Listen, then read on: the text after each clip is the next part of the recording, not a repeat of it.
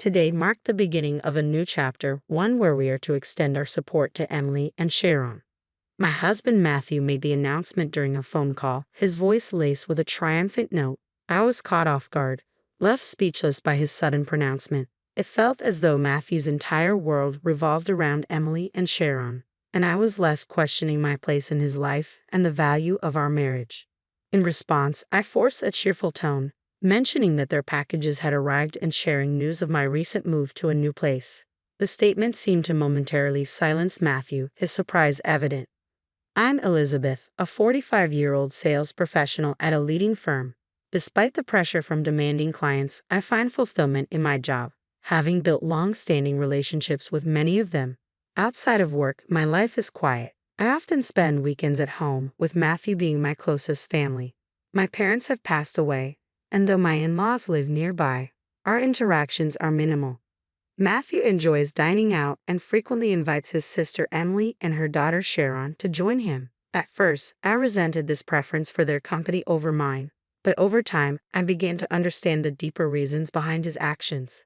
Emily and Sharon had faced hard times, living in a cramped, run-down apartment after the collapse of my father-in-law's business. Matthew's gratitude towards Emily runs deep, as it was her financial support during his education that allowed him to finish college despite the struggles they both faced. Learning more about their situation and Matthew's sense of indebtedness to Emily shifted my perspective. I chose to embrace understanding and let go of my complaints, recognizing his desire to give back to his sister and niece. Though it sometimes leaves me feeling isolated, I have come to accept it as a part of our life together. Matthew's loyalty to his family became even clearer when he shared the news of Emily's divorce and her decision to retain custody of Sharon. Emily has never been an easy person for me, especially after our first meeting when she openly criticized my appearance and style. Still, the latest developments have made me reflect on our family dynamics and my role within them. As Matthew continues to prioritize his sister and niece, I've resolved to support him, hoping that we can continue to uphold family unity despite the challenges. Matthew and his family chose to overlook Emily's rude behavior towards me, forcing me to endure it in silence. He later told me that he planned to visit his parents frequently, emphasizing Emily's fragility compared to my resilience, while expressing concern for Sharon. Despite the sting of his words, I held my tongue, realizing that arguing would only push Matthew further away. With a heavy heart, I simply bid him farewell. As time passed, Matthew's presence at home grew increasingly rare. He often didn't return until well after midnight during the weekdays, and his weekends were entirely spent away, deepening my sense of isolation. Coming home to an empty, dark house confirmed his absence, exacerbating my loneliness. On the rare occasions when Matthew was home, his behavior became more difficult to tolerate. One day, he shocked me by demanding that I buy a designer bag as a housewarming gift for Emily, justifying it with the news of my upcoming bonus. I questioned the necessity of such a gift, suggesting that he should be the one to purchase it. This suggestion angered Matthew, who insisted that, since I had married into the family, it was my duty to extend such courtesies to Emily. His lecture on family manners lasted for an hour, ending with a stern reminder to ensure that Emily and Sharon received their gift. Afterward, he left, presumably to visit his parents.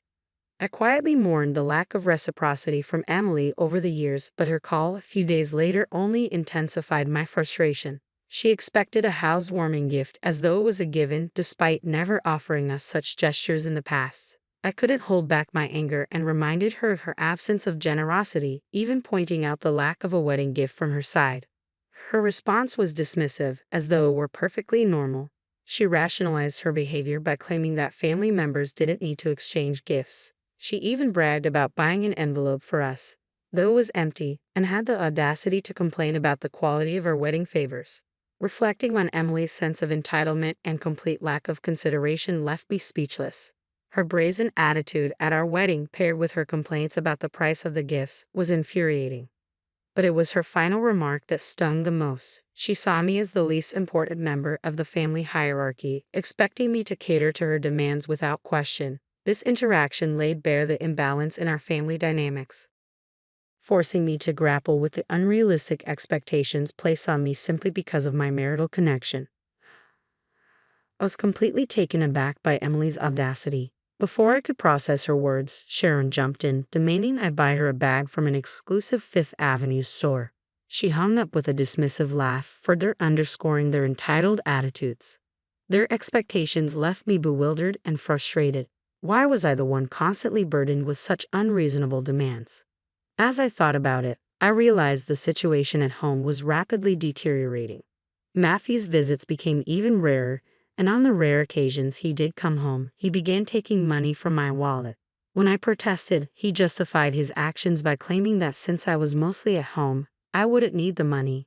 He insisted he'd use it for something worthwhile. His disregard for my feelings and finances was draining, and it seemed like the distance between us was growing ever wider. Then one day, a mover unexpectedly arrived at our doorstep, claiming to be there to move items for Matthew. I was left confused and anxious, unsure of what was happening next. I tried to explain that there must have been some mistake, but the mover insisted they had direct instructions from Matthew. Overwhelmed by the sudden influx of boxes, I called Matthew, only to overhear Emily and Sharon's laughter in the background. His response was a shock. He announced that the belongings for Emily and Sharon had arrived because from that day forward, we were going to support them. He dismissed my concerns outright, while Emily eagerly welcomed me to this new arrangement, suggesting that I should be happy to take care of Sharon, since we had no children of our own. Sharon's reaction was equally jarring. She expressed embarrassment at the thought of being associated with me. Stunned by Matthew's unilateral decision and the complete lack of consideration for my feelings, I began to question the viability of our marriage. Matthew's next statement only strengthened my resolve. He casually mentioned that more items and new furniture for Emily and Sharon were on their way, and that I would need to organize everything before their arrival. They would stay at their parents' house until then, leaving me alone to manage the chaos. Emily's laughter, imagining me handling the situation alone, was the final straw. The lack of respect and empathy from Matthew and his family was crystal clear. I was left to ponder the future of a marriage where I seemed like an afterthought, forced to accommodate and support people who showed no gratitude or consideration for my well-being. Sharon's bold demand for careful handling of her precious belongings pushed me to my breaking point, and I was itching to end the conversation with a curt, "All right." Without another word, I hung up, my heart a mix of frustration and determination. No sooner had I put down the phone than I sprang into action, ready to change my situation. 2 weeks later, Matthew called, eagerly inquiring about the additional baggage and whether I had organized everything. His voice carried an anxious tone, no doubt curious about the state of our home. With forced sweetness, I informed him that everything had arrived and that I had moved into a new place. I delivered the news with a deliberately cheerful tone, savoring the moment. Matthew's confusion was palpable. His stunned silence spoke volumes. Indeed, on the day Emily and Sharon's possessions arrived, I had already begun to take control of my own future. I didn't waste a moment. I rushed to a local real estate agency, determined to find a place to stay immediately. Despite the agency's initial hesitations, concerned about typical move-in procedures and ongoing renovations, my persistence paid off. I was shown a shared residence with secure entry, shared amenities, and utilities included, making it ready for me to move in right away. The fact that it came with cleaning services and furnished rooms made it even more appealing. After seeing the last available room, I decided on the spot it was perfect. When I called Matthew to break the news, his reaction was one of shock and disbelief. He couldn't grasp the idea of me moving out. He insisted that, as a married couple, my actions were absurd and demanded an immediate apology, urging me to return. In the background, Emily and Sharon's panicked and angry voices only added to the chaos. Matthew, in an attempt to assert control, threatened me with the consequences of a divorce, implying I would struggle to find someone else due to my age and appearance. Their cruel taunts were meant to demean me, but they only made me more resolute. In a twist, I confronted Matthew with knowledge of his affair. Caught completely off guard, his flustered response confirmed my suspicions. It was clear he had underestimated me. Despite his betrayal and the collective disrespect from him and his family, I stood my ground. I reminded them of the strength and independence they had overlooked. My decision to move out wasn't just about escaping their toxicity. It was about reclaiming my dignity and starting anew, free from their selfish demands and unkind judgments. I informed Matthew that I had enlisted the services of a private investigator. Given his frequent absences, I suspected he might be having an affair. My intuition was right. Within 5 days, the investigation was completed, revealing Matthew's daily rendezvous with his mistress after work. The times he claimed to be dining out with Emily and Sharon were merely a cover for his days off. The investigator had captured numerous photos of Matthew and his mistress, showcasing their intimacy. I couldn't help but reveal the truth with a mix of amusement and disbelief. The evidence collected painted a clear picture of Matthew's deceit, showing that the funds he had been extracting from my wallet were likely being used to finance his escapades. With photographic proof in hand, I made up my mind to divorce Matthew, determined to seek alimony from him, and perhaps from his mistress as well. I confidently informed Matthew of my plans, including the dispatch of a certified letter to both him and his mistress at their workplace. The affair would no longer remain a secret. When I visited a law firm with the evidence, even the attorneys seemed taken aback by the compelling case against Matthew. Matthew's reaction to the impending exposure was one of fury and disbelief, especially at the thought of his office colleagues learning of the affair through the certified letters. Emily's anxious inquiry into Matthew's well-being hinted at her deeper motives, as she had expected to live comfortably off her hard work while maintaining a leisurely lifestyle. Matthew's silence in response to Emily and Sharon's concerns only underscored his dilemma. He had not only betrayed me but had also jeopardized his financial stability and relationships. I pointed out to Matthew the likelihood of his financial ruin, as indicated by the investigator's report on his lavish spending on his mistress, including expensive gifts that hinted at potential debt. Emily and Sharon's outcry was loud and accusatory, berating Matthew for his actions and expressing their disdain for his choices. Despite Matthew's pleas for help in managing the fallout with Emily and Sharon, I stood firm in my decision to proceed with the divorce and demand appropriate alimony.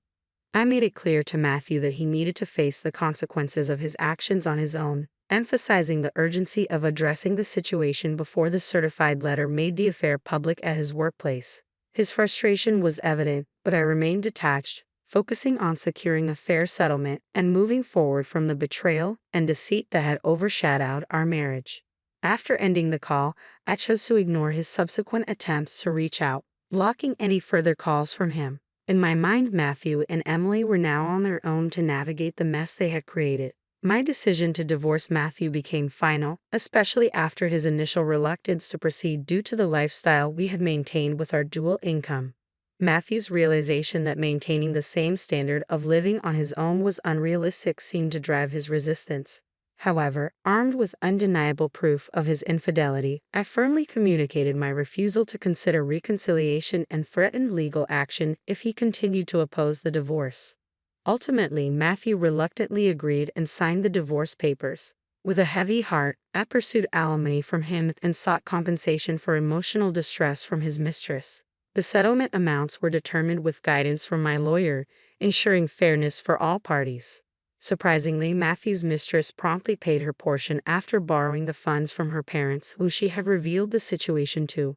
Matthew, on the other hand, struggled with the financial burden and repeatedly requested a reduction, which I firmly declined.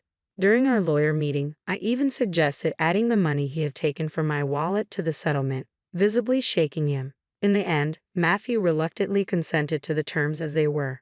After the fallout, both Matthew and his mistress resigned from their company as the affair became public knowledge, likely triggered by the delivery of the certified documents related to our divorce. The mere origin of the envelopes sparked office gossip, creating an uncomfortable environment for Matthew, who eventually chose to leave his job. Now, Matthew struggles to find stable employment due to his age, while also managing alimony payments, ongoing mortgage obligations, and debts incurred from his affair, often working temporary day labor jobs. Occasionally, messages from Matthew reach me through our lawyer filled with regret and pleas for reconciliation. He admits his wrongdoing and expresses how difficult life has become, wishing he had foreseen the consequences of his actions. Despite these messages, my path forward remains unchanged, focused on rebuilding and moving on from a chapter that, while painful, has ultimately led to newfound independence and strength. Matthew, overwhelmed with regret, broke down in tears in front of our lawyer, lamenting how he should have treated me better. His realization came too late, and now he found himself in a dire situation, a predicament shared by Emily and Sharon, who were living with him despite his financial ruin. I had moved on, blocking Matthew's number to sever ties completely. Unexpectedly, a call from Emily slipped through, her number unblocked. Hesitantly, I answered, only to hear her immediate plea for help. She and Sharon were struggling, facing the imminent cutoff of their utilities and a lack of food. Her voice was weary, and desperation was clear.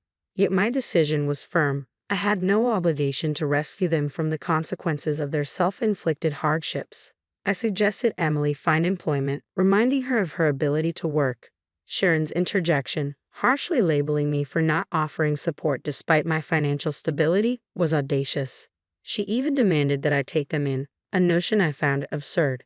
I clarified with finality that my divorce from Matthew made them strangers to me and that I wanted no further contact. Sharon's response was a mix of anger and entitlement, but I remained resolute. I ended the call and promptly blocked Emily's number, determined to permanently disconnect from their chaos. Their subsequent struggles, while unfortunate, were consequences of their own choices. I had embarked on a new chapter, moving out of the shared housing, not out of necessity, but to welcome a new companion into my life, a dog I met at an adoption event.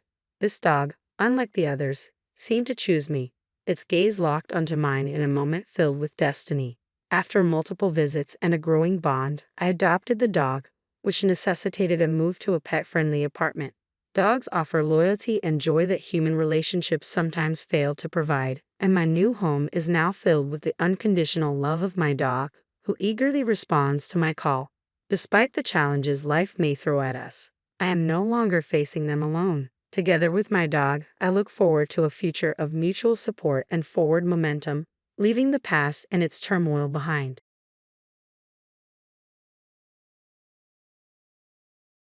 I'm not showing you my wife or any grandchildren. I don't want anything to do with you. Just leave the money and be done. His words felt like a cold blade piercing through my chest. I couldn't comprehend what he was saying, and I stared at his face.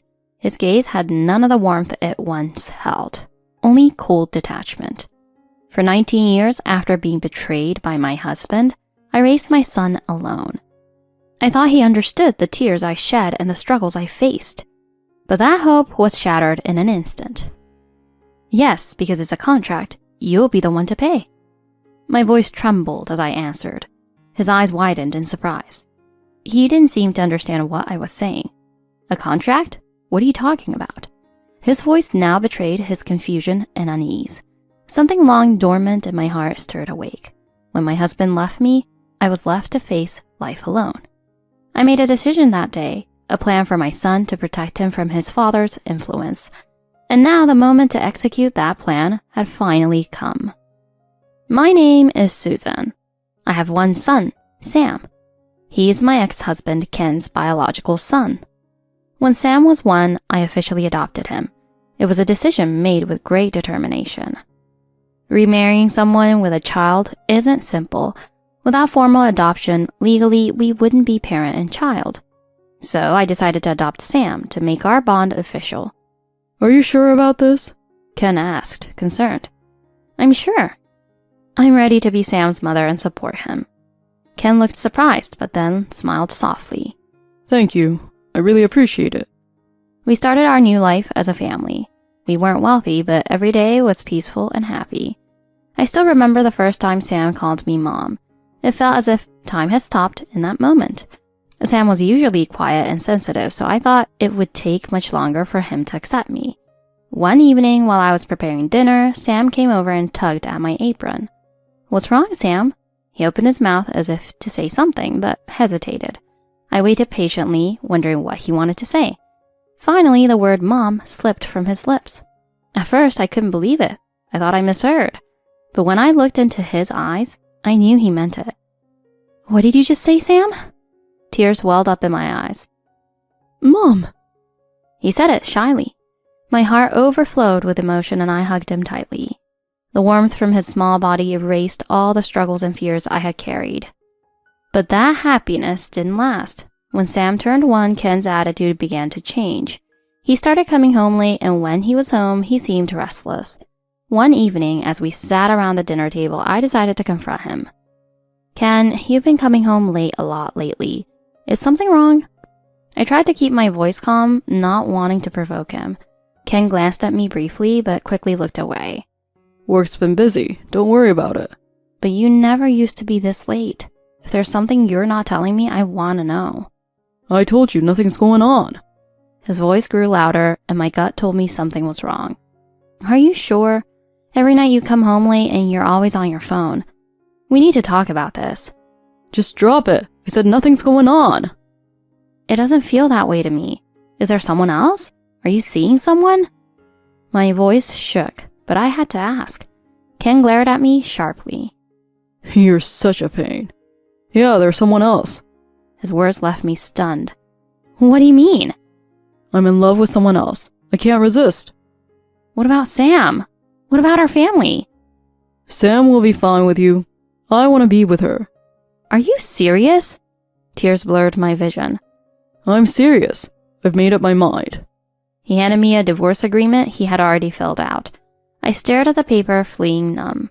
The next day, I filed for divorce. From then on, my life revolved around Sam. I was determined to protect him from the pain Ken had caused us. Despite not being wealthy, I didn't want Sam to suffer financially. I started studying real estate at night, hoping to build something for him. Eventually, I managed a small property. It wasn't much, but it helped create some financial stability. Mom, you're amazing! Those words were all I needed to keep going. I wanted to be the kind of mother Sam could be proud of one day. But when Sam became a teenager, he started to change. He became rebellious, and his language grew harsher. He started getting into trouble at school. I was called into the school multiple times. What's going on, Sam? Why are you acting like this? He would only respond with cold eyes and short answers like, Whatever. Leave me alone. One day after another incident at school, I picked him up and tried to talk to him. He stayed silent, staring straight ahead. When we got home, I decided I couldn't ignore it anymore. Sam, talk to me. What's going on? We're family and we need to figure this out together. Family? We're not even related by blood. What do you know about family? His words cut through me like a knife. Sam, I know we're not blood related, but you're my son. I've raised you, and you mean everything to me. Shut up, hypocrite. Everything you say is a lie. He stormed off to his room, slamming the door behind him. After that, he wouldn't come out for days. I started questioning myself. Had Ken's departure affected Sam more than I realized? Or was it my fault? Had I failed to give him enough love? But no matter how much I questioned myself, I couldn't find the answer. Sam's behavior grew worse, and he started staying out late. I lost count of how many times I had to pick him up from the police station. Every time I would tell myself that things would get better, but I was terrified inside. It felt like I was losing him. But no matter how hard it got, I couldn't give up on him. He was my son, and I had to believe he would come back to me one day. By the time Sam graduated from high school, his grades were barely passing. He had no interest in college or work. He spent his days playing video games and hanging out with friends. Have you thought about what you're going to do after graduation? I'll go to college.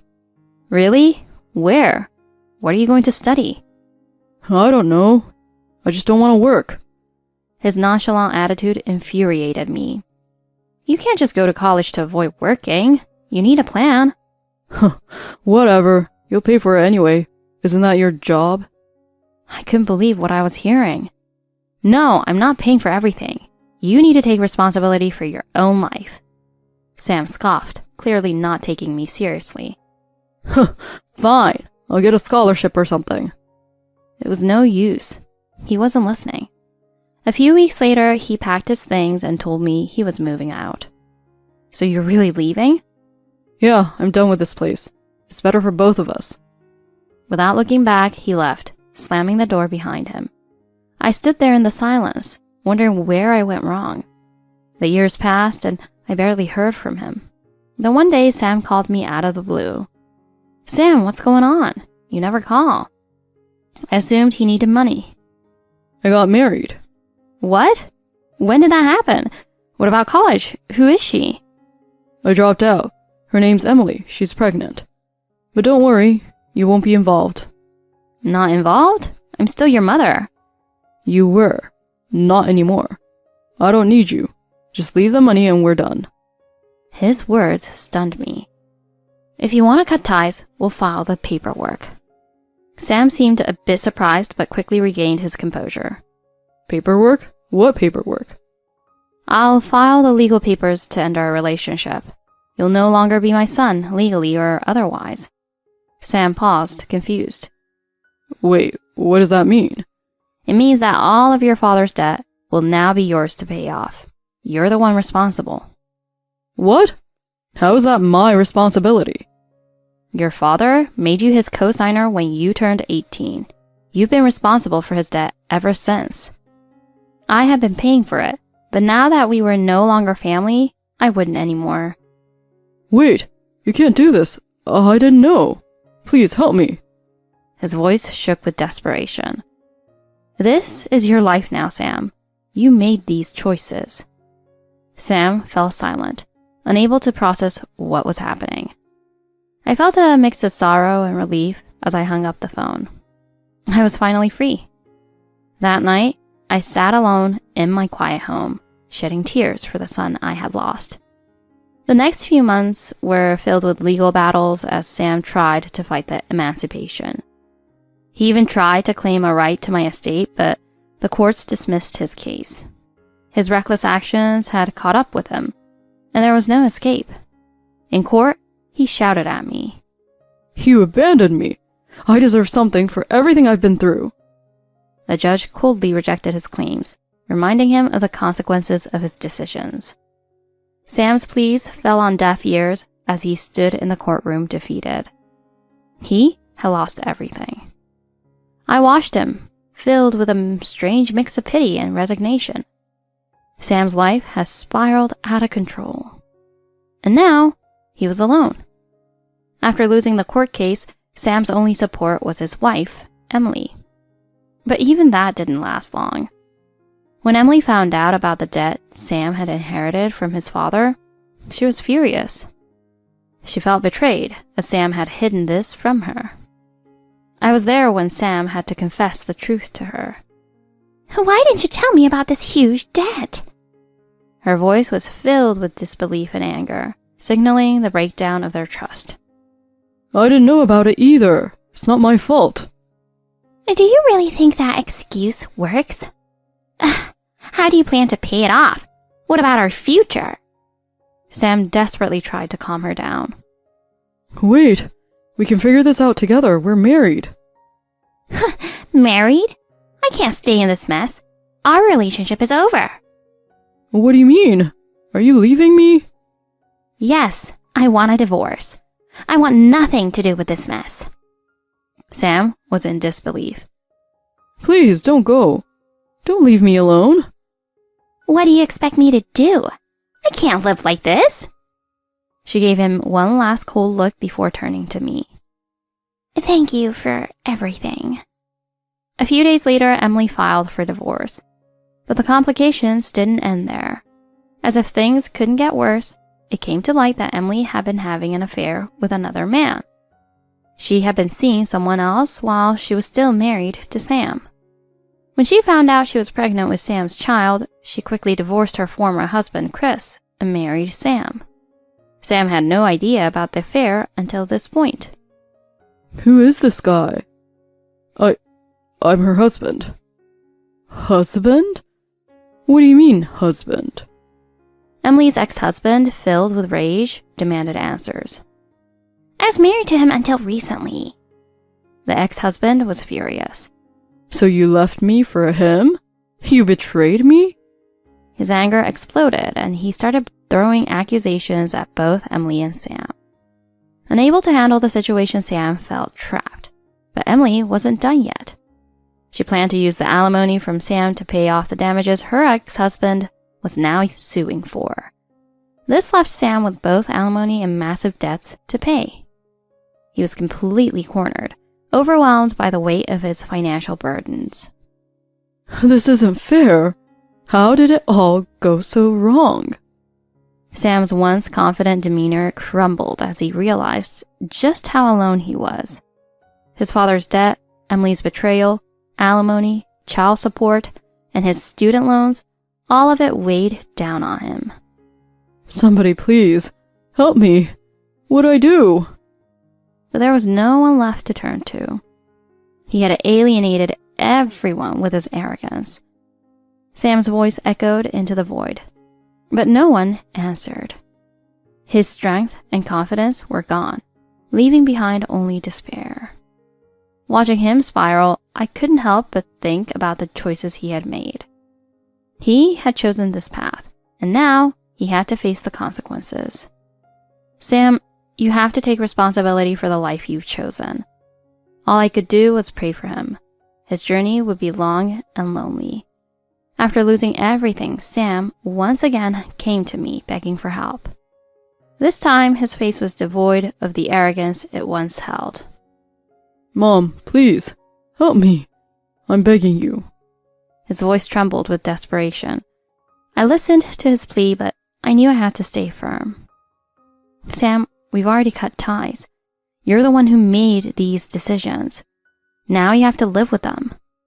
Sam's face twisted in pain. I know, but please, just one more time. I swear I'll never ask again. It's always the same, Sam. You only come to me when you need something. I've given you so much, and now you finally understand, but it's too late. Sam lowered his head in silence, the weight of my words sinking in. I know. I have no one left to turn to.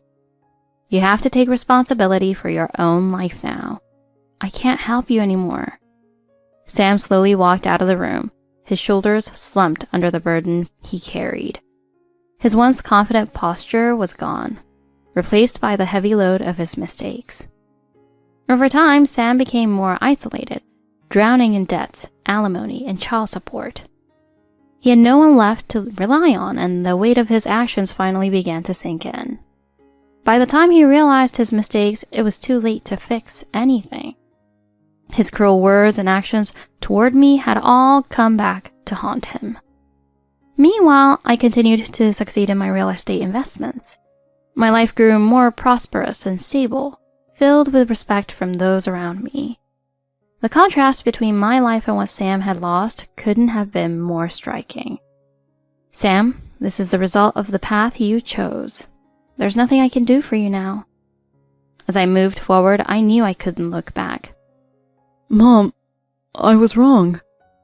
Even if he whispered those words, they wouldn't reach me now. My life was rich and fulfilling, even without Sam in it. I had completely severed our relationship, and I had no need to look back. When he came to me for help, I calmly refused, and I knew deep in my heart that it was the right decision. Sam had lost everything, but I had moved on and was thriving. That was the final outcome of my journey, and I felt no regret.